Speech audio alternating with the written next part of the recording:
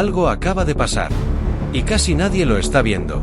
Mientras tú dormías, mientras México desayunaba tranquilo este sábado, 17 de enero, Estados Unidos movió una pieza en el tablero. Una pieza que muchos van a ignorar. Una pieza que los medios tradicionales van a reportar como noticia menor si es que la reportan. Pero no es menor. Para nada. La Secretaría de Infraestructura, Comunicaciones y Transportes de México tuvo que pronunciarse sobre algo muy específico. La FAA, la Administración Federal de Aviación de Estados Unidos, emitió una alerta oficial por actividad militar en el espacio aéreo del Golfo de California y el Pacífico mexicano. Lee eso de nuevo. Actividad militar estadounidense. En espacio aéreo mexicano. Con advertencia oficial de que podría generar interferencias en aeronaves mexicanas. Y mientras esto pasaba, en una corte de Atlanta, un operador del cártel de Sinaloa conocido como La Gallina se declaraba no culpable de cargos de tráfico de drogas en Estados Unidos. Dos noticias. El mismo día. Aparentemente desconectadas. Pero no lo están. Para nada. Y en los próximos 20 minutos, te voy a explicar exactamente por qué estas dos noticias son parte de algo mucho más grande. Algo que está ocurriendo justo ahora. Algo que va a definir el futuro de México en los próximos meses y años. Porque cuando Estados Unidos habla de atacar cárteles, el discurso es una cosa. Pero cuando Estados Unidos empieza a mover activos militares en tu espacio aéreo sin pedir permiso de manera explícita, eso es otra cosa completamente diferente. Eso ya no es discurso. Eso es acción. Y si crees que esto solo afecta a los narcos, si piensas que tú estás fuera de esto porque no tienes nada que ver con el narcotráfico, necesito que entiendas algo fundamental. Cuando el poder se redistribuye a esta escala, absolutamente nadie queda fuera del tablero. Nadie. Vamos a empezar por donde siempre hay que empezar. Por los hechos. Por lo que está pasando ahora mismo mientras hablamos. Hace exactamente 14 horas, la SIC de México confirmó que recibió notificación de la FAA estadounidense sobre actividad militar en zonas específicas de espacio aéreo que técnicamente corresponden a México. Ahora, esto es importante. La FAA no emite estas alertas por cualquier cosa. No es que un piloto de la Fuerza Aérea estadounidense decidió hacer un vuelo de entrenamiento y avisó por cortesía. Estas alertas se emiten cuando hay operaciones de nivel estratégico. Cuando hay movimiento de activos que podrían interferir con tráfico civil. Cuando hay algo lo suficientemente grande como para requerir coordinación internacional. ¿Y sabes qué más es importante? El timing. El momento exacto. Porque esto no pasa en el vacío. Esto no pasa de manera aislada. Hace exactamente 3 semanas, Donald Trump, que acaba de asumir la presidencia de Estados Unidos hace apenas unos días, habló públicamente sobre la posibilidad de realizar operaciones militares contra cárteles mexicanos en territorio mexicano. No dijo vamos a cooperar mejor con México. No dijo vamos a aumentar la ayuda. Dijo específicamente, operaciones militares directas. Y la mayoría de la gente lo escuchó como política. Como ruido. Como Trump siendo Trump. Pero aquí está lo que esa mayoría no entiende. Lo que se pierden completamente. Estados Unidos nunca, y digo nunca, anuncia operaciones militares y luego las ejecuta inmediatamente. Ese no es el patrón. Ese nunca ha sido el patrón. El patrón es otro. Y es un patrón que se ha repetido docenas de veces en las últimas décadas contra diferentes enemigos en diferentes partes del mundo. Primero, se habla públicamente. Se lanza la idea. Se normaliza en el debate público. Los políticos lo discuten. Los medios lo analizan. La gente se acostumbra a escucharlo. Segundo, se empieza a mover infraestructura. Activos. Recursos. Coordinación entre agencias. Pero todo discretamente. Sin anuncios. Sin conferencias de prensa. Tercero, se empiezan a hacer operaciones pequeñas. Limitadas. De prueba. Para ver cómo reacciona el otro gobierno. Para medir la respuesta internacional. Para ajustar la estrategia. Y cuarto, solo después de todo eso, si es necesario, viene la operación grande. La que sí hace ruido. La que sí sale en todos los noticieros.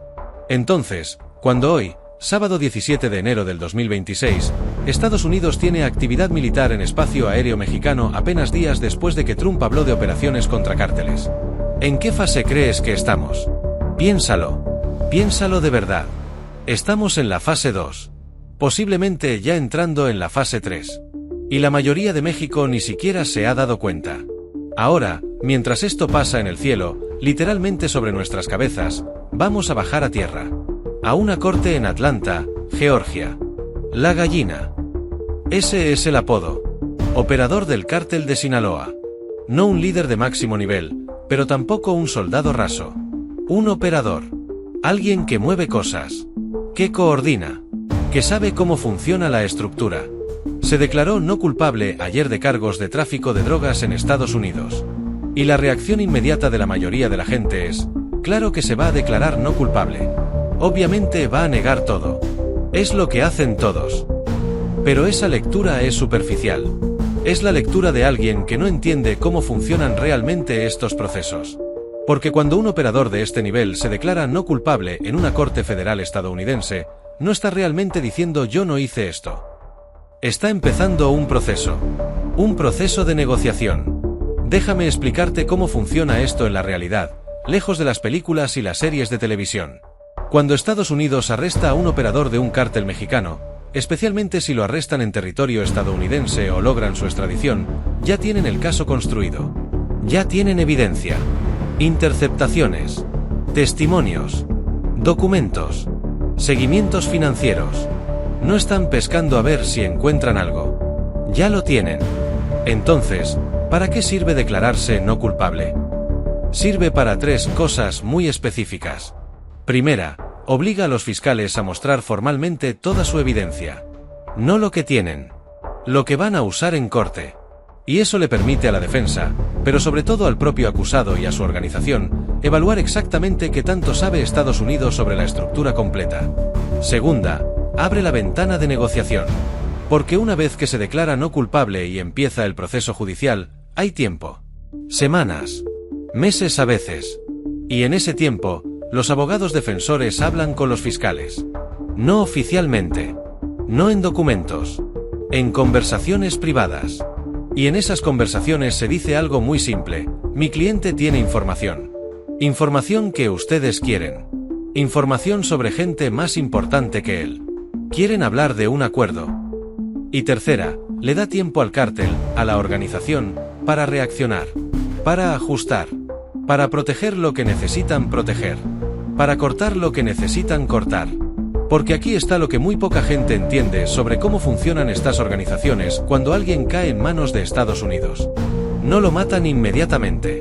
No lo eliminan. Eso sería demasiado obvio. Eso haría que Estados Unidos protegiera aún más al detenido y lo presionara más para que coopere. Lo que hacen es mucho más sofisticado.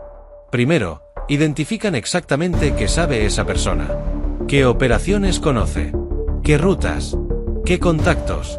¿Qué cuentas bancarias? Segundo, mueven todo eso. Cambian rutas. Cambian contactos. Cierran cuentas. Reconfiguran la operación completa que esa persona conocía. Y tercero, evalúan a la familia. A la gente cercana. Y sin decir nada, sin hacer amenazas directas, les hacen saber que están siendo observados. Que todo está bajo control. Que lo mejor es que su familiar detenido se quede callado. Es un sistema que han perfeccionado durante décadas. Entonces, cuando la gallina se declara no culpable en Atlanta, no es una persona tomando una decisión legal. Es toda una estructura respondiendo a una amenaza. Es toda una organización evaluando daños. Es todo un sistema de poder ajustándose a una nueva realidad. Y ahora, juntemos las dos cosas. La alerta militar en el espacio aéreo. El operador en corte de Atlanta. ¿Ves la conexión? Presión desde arriba. Literalmente. Aviones militares estadounidenses en espacio aéreo mexicano. Mensaje claro: podemos llegar. Estamos aquí. Tenemos capacidad. Y presión desde adentro. Un operador en manos de Estados Unidos. Mensaje claro: conocemos tu estructura. Tenemos a tu gente. Sabemos cómo funcionas. Presión externa y presión interna. Al mismo tiempo. Coordinado. Esto no es coincidencia. Esto es estrategia. Y si estudias historia, si revisas cómo Estados Unidos ha manejado amenazas que considera estratégicas en las últimas décadas, este patrón es inconfundible. Lo hicieron en Colombia en los 90 contra Pablo Escobar y el cartel de Medellín. Presión militar desde arriba. Informantes y operadores capturados desde adentro. hasta que la estructura colapsó. Lo hicieron en Afganistán contra las redes de producción de heroína. Operaciones aéreas. Capturas selectivas de intermediarios clave. Hasta que las rutas se desmantelaron o se movieron a otros países. Lo están haciendo ahora en México. La pregunta no es si lo están haciendo. La pregunta es qué tan avanzados están en el proceso. Y yo te digo que están mucho más avanzados de lo que la mayoría piensa. Porque aquí hay algo que necesitas entender sobre cómo funciona el gobierno de Estados Unidos cuando decide que algo es prioridad de seguridad nacional. No esperan a tener todo perfecto. No esperan a tener el plan completo diseñado hasta el último detalle.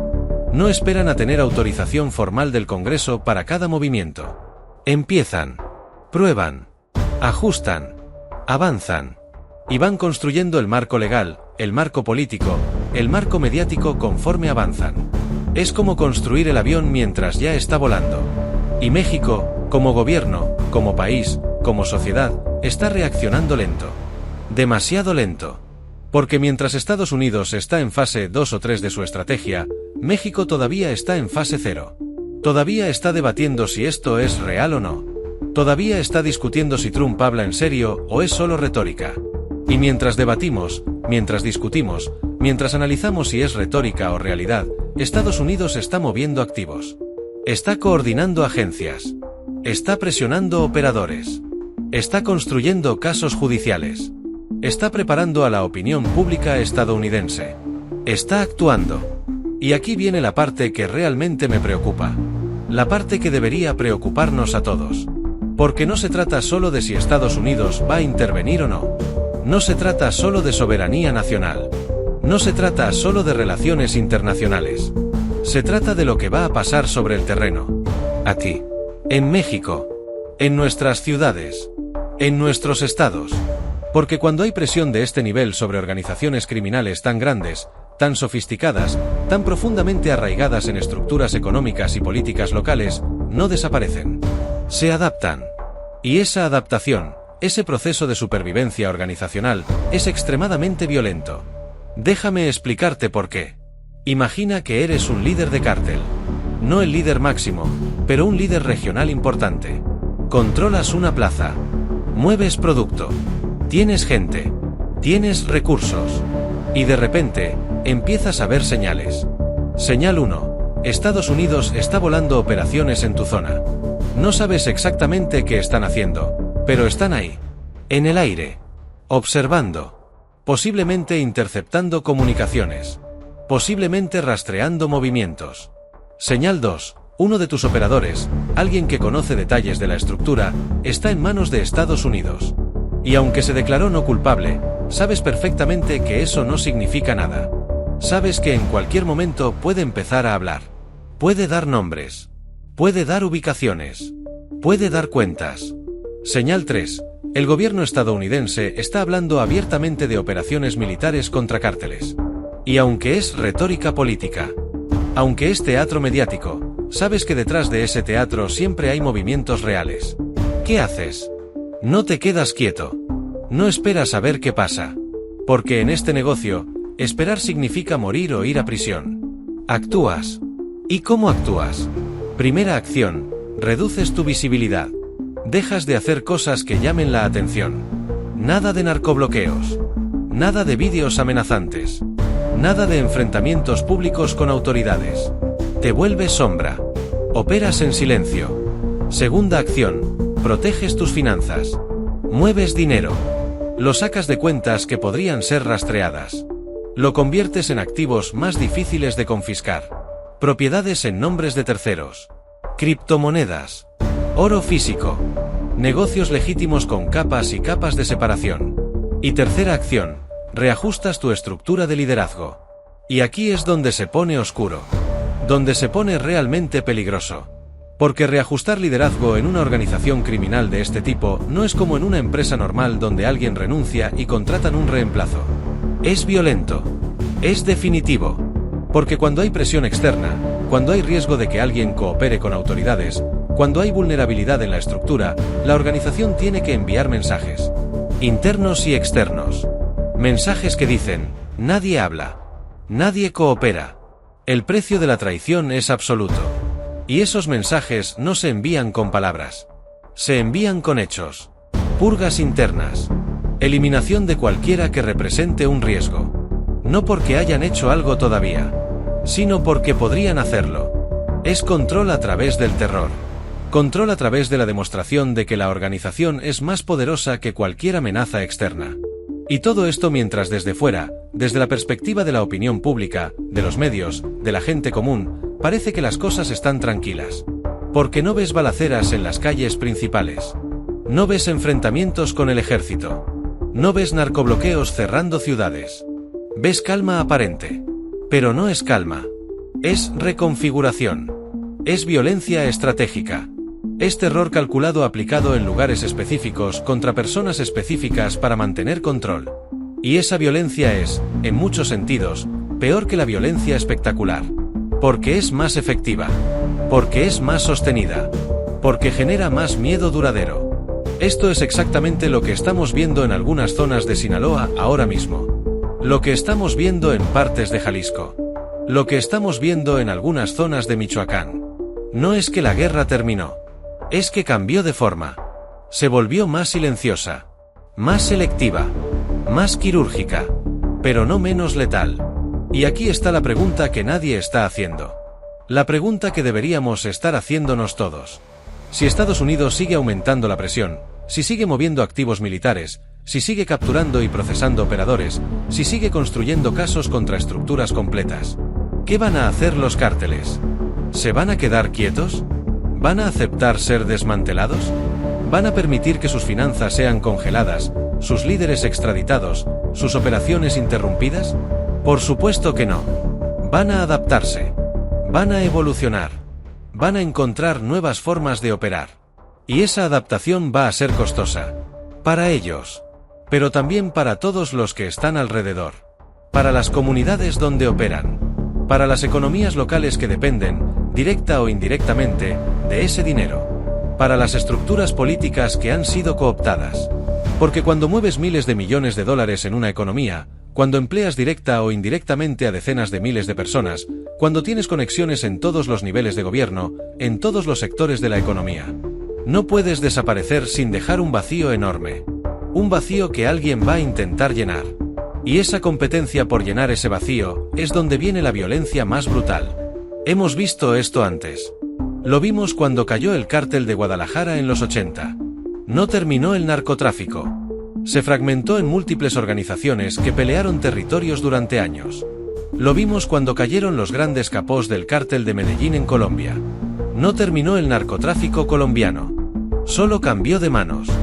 Del cartel de Medellín al cartel de Cali. Y cuando cayó el de Cali, a docenas de grupos más pequeños. Lo vimos cuando México capturó o mató a líderes de grandes cárteles en los 2000. No terminó el narcotráfico mexicano. Solo se fragmentó. Se multiplicó. Se hizo más violento. Porque el problema fundamental nunca ha sido un cártel específico. Nunca ha sido un líder específico. Nunca ha sido una ruta específica. El problema fundamental es la demanda. Los 100.000 estadounidenses que mueren cada año por sobredosis de fentanilo. Los millones de consumidores de drogas en Estados Unidos, Europa, Asia. Los miles de millones de dólares que fluyen hacia quien pueda satisfacer esa demanda. Mientras esa demanda exista, alguien va a intentar satisfacerla. Alguien va a estar dispuesto a asumir los riesgos. Alguien va a construir la organización necesaria. Y entonces, ¿cuál es la solución? Honestamente, no lo sé. Y cualquiera que te diga que tiene la solución completa, clara, definitiva, probablemente está mintiendo o está simplificando algo que es profundamente complejo. Pero lo que sí sé es esto.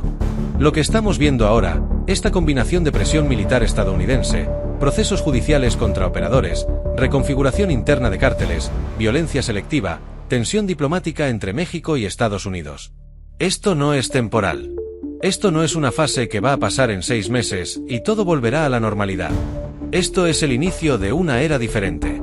Una era donde el narcotráfico deja de ser tratado solo como un problema de justicia criminal y empieza a ser tratado como un problema de seguridad nacional internacional. Una era donde las herramientas que se usan no son solo policías y jueces, sino también militares, inteligencia, presión diplomática, sanciones financieras internacionales. Una era donde las organizaciones criminales tienen que operar con un nivel de sofisticación mucho mayor, con más discreción, con más capas de separación, con más internacionalización. Y una era donde México, como país, queda exactamente en el medio, en el centro del conflicto. No como el enemigo, tampoco como el aliado pleno, como el territorio en disputa. Y esa es la posición más incómoda posible. Porque México no puede simplemente aceptar intervención militar estadounidense. Eso sería ceder soberanía de manera inaceptable. Sería reconocer que el Estado mexicano no puede controlar su propio territorio. Sería un fracaso político y simbólico devastador. Pero México tampoco puede rechazar completamente la cooperación. Porque el problema es real. La crisis del fentanilo es real. La influencia de los cárteles en estructuras políticas y económicas es real.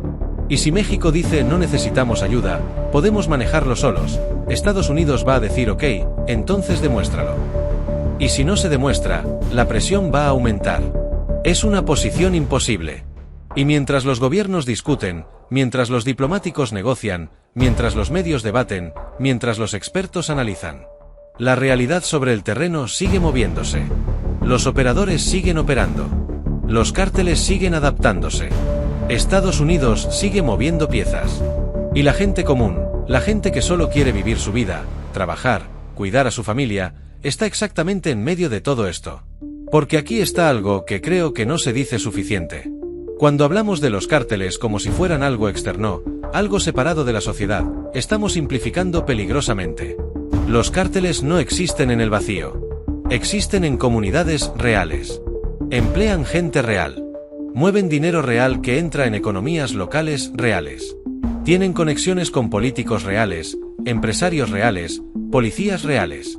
No son una organización externa que invadió México. Son una parte oscura y violenta, pero una parte al fin, de cómo funciona la economía y la política en muchas regiones del país. Y cuando intentas extraer eso, cuando intentas cortarlo, cuando intentas eliminarlo, no es como quitar un tumor que está claramente definido y separado del tejido sano.